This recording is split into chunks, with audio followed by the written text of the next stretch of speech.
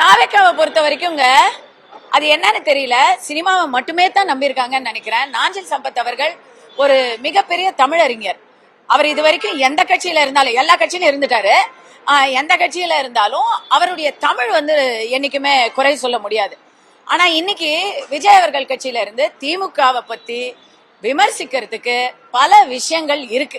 நாட்டுல எல்லாரும் போராடிக்கிட்டு இருக்கிறாங்க. ஆசிரியர்கள், செவிலியர்கள், தொழிற்சங்க ஊழியர்கள், அரசாங்க ஊழியர்கள், தூய்மை பணியாளர்கள், விவசாயிகள், சாதாரண மக்கள், தாய்மார்கள் எல்லாரும் போராடிக்கிட்டு இருக்கிற நேரத்துல, அங்கன்வாடி எல்லாருமே போராடிக்கிட்டு இருக்கிற நேரத்துல ஒரு படத்தை வச்சுதான் இவரால இந்த ஆட்சியை பத்தி ஒரு விமர்சனம் சொல்ல முடியும்னா அதை நாங்க ஏற்கல. சினிமாவை வச்சுக்கிட்டே சினிமாவையும் அரசியலையும் இந்த அளவுக்கு குழப்ப கூடாது. ஓகே, சினிமா பார்க்கலாம், சினிமாவில இருந்து சில கருத்துக்களை எடுத்துக்கலாம்.